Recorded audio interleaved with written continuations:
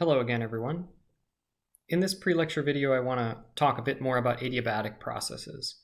So I've given you the equations for isobaric, isothermal, isochoric processes. Those are pretty straightforward to write down. And I've been putting off the discussion of the adiabatic process because we didn't have enough terminology in order to discuss those. But we can return to it now. So the goal of this little pre-lecture is to just talk about how do I describe an adiabatic process quantitatively in the PV diagram? What's the equation for that? So that's what we're going to get to today. So let me remind you, an adiabatic process is one which no heat is added.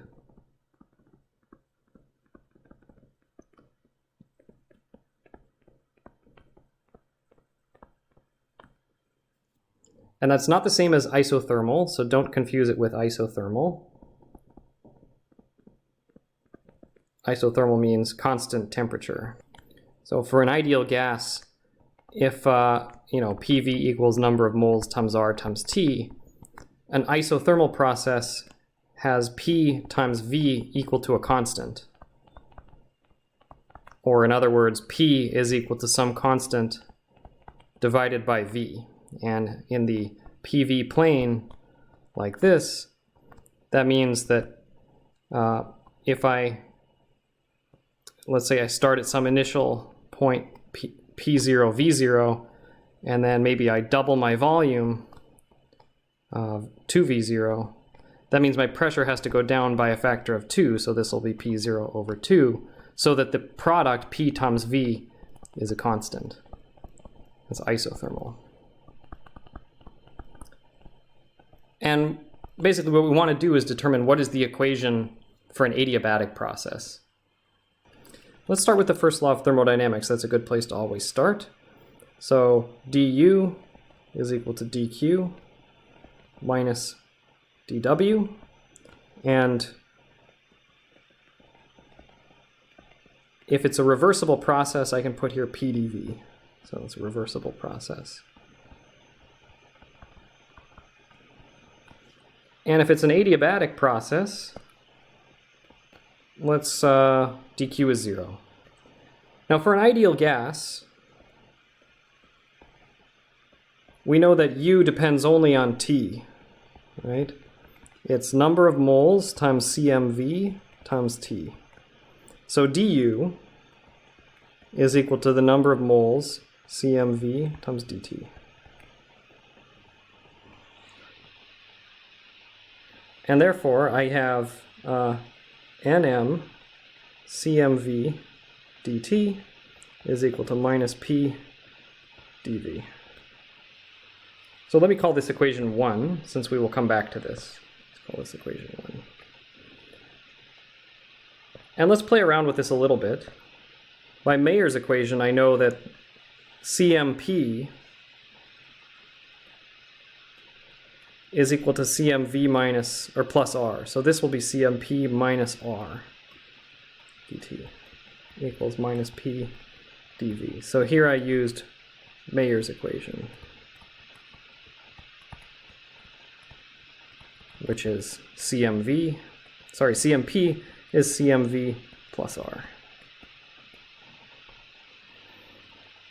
Okay, let's just do a little work on this. So I'm going to distribute it through number of moles, CMP dt, minus R dt equals minus P dV.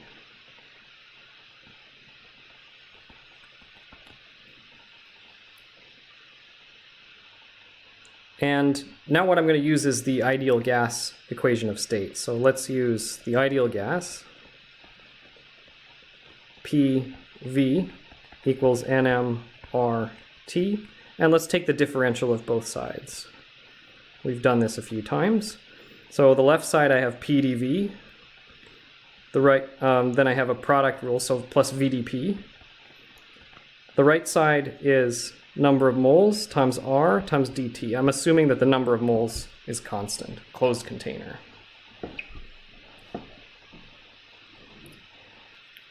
Sorry, let me just rewrite it one more time. Let me do PdV is equal to number of moles times R dt minus V dP. So I put everything except for PdV onto the right side. And let me take this whole thing and substitute it in here. So I've got PdV on the right side of that equation up above, and I have another expression for PdV on the bottom. So I'm going to substitute this in above. What do I get? I get number of moles, CMP dt, minus R dt, is equal to minus PdV, and that's this whole thing. Number of moles R dt. Sorry, it looks like I forgot the number of moles. So let me keep the number of moles out in front there. Okay, number of moles R dt minus V dP, like that. Okay, now on the left side I have one term which is NMR dt, and on the right side I have that exact same term, NMR dt. So these cancel. Right? And what do I have here? I've got number of moles, CMP dt is equal to V dP. Okay? Let me call this equation 2. Okay. So where are we? I've got two equations there. What have we done? We started with the first law of thermodynamics. I set dq equal to 0, and then I used the fact that the internal energy of the ideal gas only depends on the temperature. So that allowed me to remove du in favor of dt. And then the ideal gas equation of state allowed me to remove dv in favor of dt and dp. Okay, so putting all those things together, I got those two equations, 1 and 2. Now let me divide 2 by 1. So I'm going to divide here, take the ratio. Equation 2 divided by equation 1. What am I going to get? So I have Nm CMP dt on the left side, that's the left side of equation 2, divided by Nm CMV dt, that's the left side of equation 1, is going to be equal to the left side of equation, sorry, the right side of equation 2, so that's VdP,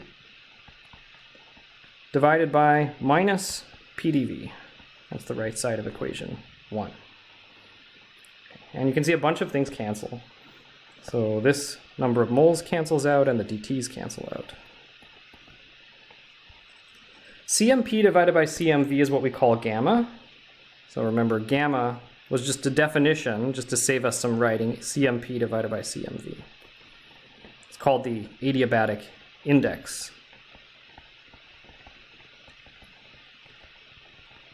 Okay. So what does this equation tell us? It tells us that minus V dP over P dV is equal to gamma. And let me get all the V's on one side and all the P's on the other side. So this is a differential equation, and I'm going to separate that differential equation. So let's get the P's on one side. dP over P is equal to minus gamma dV over V. What I'm trying to find, remember, what is my goal out of this whole thing? My goal is P as a function of V for an adiabatic process.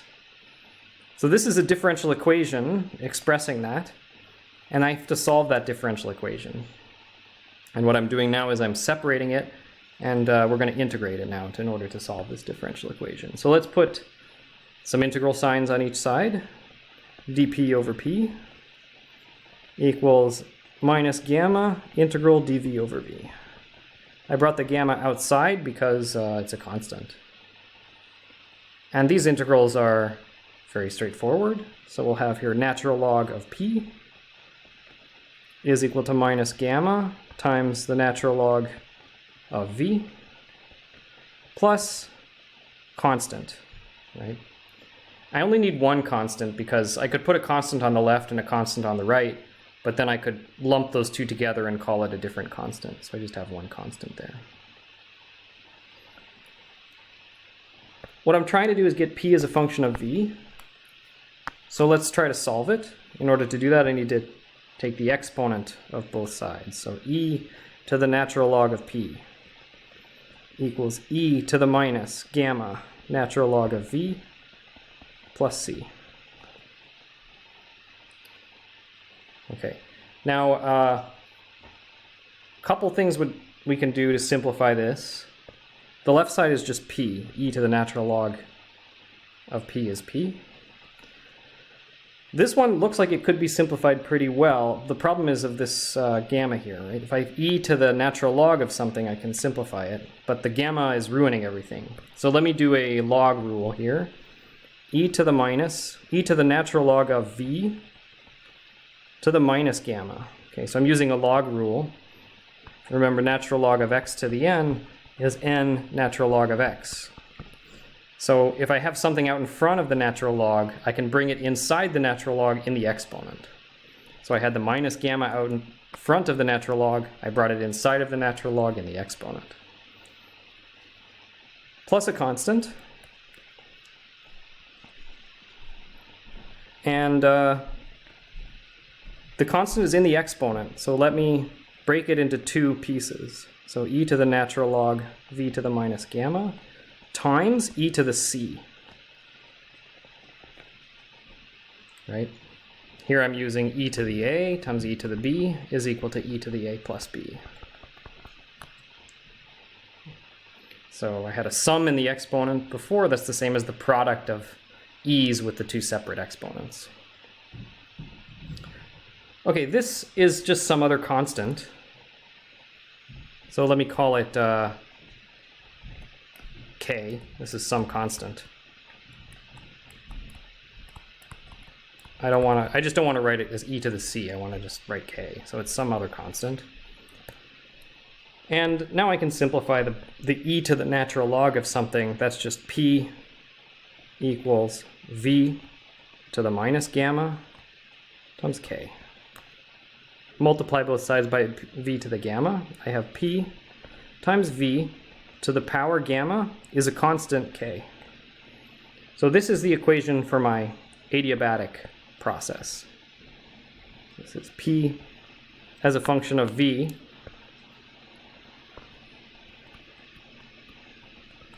for an adiabatic process.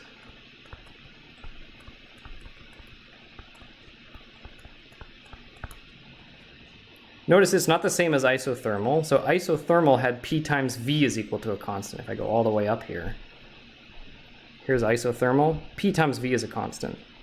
Adiabatic process, p times v to this power, gamma, is a constant. Okay, so I can rewrite this in another way. P is equal to some constant divided by v to the gamma.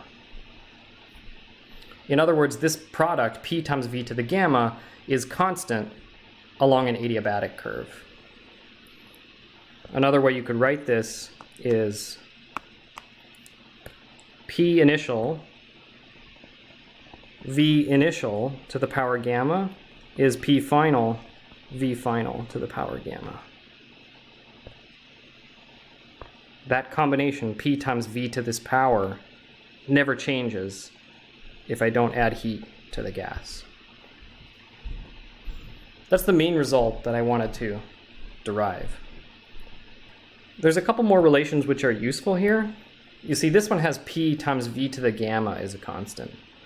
But you can also write it in terms of p and t and in terms of v and t. So you can also write this in terms of v and t, or in terms of p and t, just by using the ideal gas law. Like, this is kind of the usual thing. We've got three variables, p, v, and t. I can always remove one of those in favor of the other two using the ideal gas equation of state. So let's see how that works. Let's do it in terms of v and t. So what I need to do is remove P in favor of V and T. So I'm going to use here P is equal to number of moles times R times T divided by V. And sub it in above. So I will have number of moles R T over V times V to the gamma is equal to a K. Okay, now group the V's together. I've got number of moles times R times T times V to the gamma minus 1 is equal to a constant. Gamma minus 1 because there's gamma on the top and 1 on the bottom. And let me move these over to the other side. So I'll have K over Nm times R, which is some other constant. So let me call it, I don't know what to call it, K2, so some other constant. So we have yet another way of writing the adiabatic condition. T V to the gamma minus 1 is a constant. And this combination, T times V to the power gamma minus 1 doesn't change. Or you could write it like this, T initial, V initial to the power gamma minus 1 is equal to T final, V final to the power gamma minus 1. There's another way of writing the adiabatic condition in terms of T and V. Let's do the same thing with P and T. So P and T. Let's start again with P V to the gamma is equal to a constant. And now I want to remove V using the ideal gas equation of state. To make my life simpler, I'm going to raise both sides to the power 1 over gamma. 1 over gamma is equal to K to the power 1 over gamma. And so I have P to the power 1 over gamma times V is equal to K to the power 1 over gamma. Now let's remove V. So I'm going to use here V is number of moles times R times T divided by P. Substitute that in. So P to the power 1 over gamma. V is this thing. Number of moles R T over P is equal to some constant to the power 1 over gamma. Collect the P's. So I've got P to the power 1 over gamma minus 1 times T times number of moles times R is equal to K to the power 1 over gamma. And same idea. Take this thing and move it onto the other side. So let me take the number of moles times R and move it to the other side. Like that. And this is just some constant. Let me call it, doesn't matter what I call it, let's call it K3. So here's my adiabatic condition in terms of P and T. P to the power 1 over gamma minus 1 times T is equal to a constant K3. Let me just call it constant. Or I could write it like this. P initial, 1 over gamma minus 1, T initial is equal to P final, 1 over gamma minus 1, T final. Let me just recap what we did so far. We used the first law of thermodynamics. U is a function of T only for an ideal gas, and the ideal gas equation of state, as well as Mayer's equation, CMP is CMV plus R. To derive a differential equation, dP dV,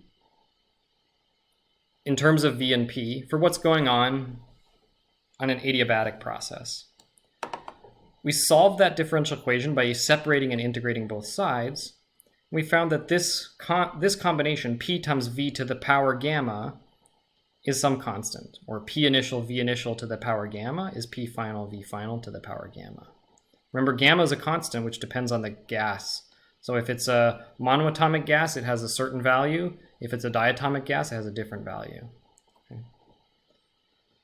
And then I played with this equation and the ideal gas law again to get two similar relationships. So this one is in terms of P and V. If I can write similar relationships for T and V, so that's this one. And also one for P and T, and that's this one down at the bottom here. So that's the math behind the adiabatic process. So that's where we'll pick it up in class, is we'll start thinking about how to interpret this graphically and hopefully gain a little bit more understanding about what's the difference between an adiabatic process and an isothermal process. So we'll pick it up there in class. Thanks again for your attention. See you all then.